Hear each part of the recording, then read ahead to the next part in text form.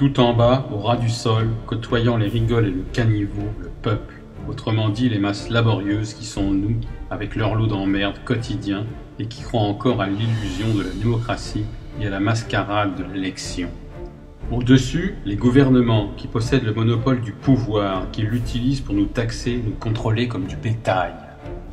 Au niveau supérieur, les grandes entreprises, les multinationales qui contrôlent les gouvernements et dirigent réellement le monde. Financement des campagnes et corruption de la classe dirigeante par le pouvoir de l'argent, pour leur seul profit. Sans elles, les politiques et les partis n'existeraient pas. C'est ce qu'on appelle la corporatocratie. Pour prendre possession des ressources mondiales et contrôler les marchés, ces grandes entreprises se financent auprès des grandes banques, le cartel bancaire, Wall Street, la City, qui leur prêtent à des taux préférentiels au détriment de l'emploi et des salaires. Au-dessus, les banques centrales internationales, BCE, la Fed, détenues par des capitaux privés, qui impriment la monnaie papier et dictent leurs lois aux nations. Ce sont elles qui imposent le taux de réserve fractionnaire aux banques commerciales qui nous font payer des intérêts sur de l'argent créé ex nihilo. La BCE est totalement indépendante et a pour seule mission de réguler l'inflation. Et l'inflation se paye en chômage.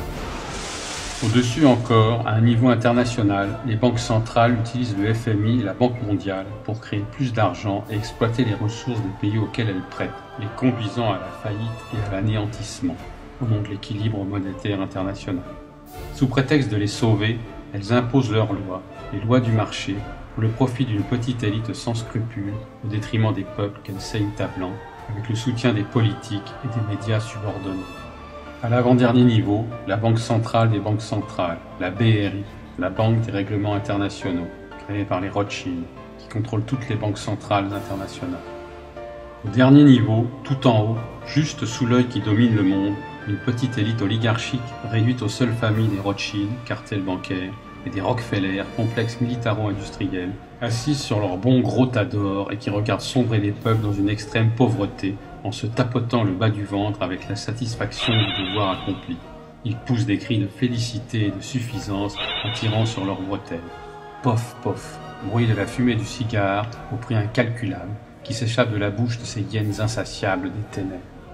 Et tout en haut, au niveau de l'œil qui veille sur le monde, ces familles, membres des Illuminati, une organisation secrète née en 1970-76, à l'initiative de Meyer Amschel Rothschild, qui aurait convoqué Adam Weishaupt, afin de restaurer l'ordre des Illuminés de Bavière, affirment certains, œuvrent dans l'ombre depuis des générations pour l'avènement d'un nouvel ordre mondial et l'anéantissement des peuples de ce monde à leur seul profit.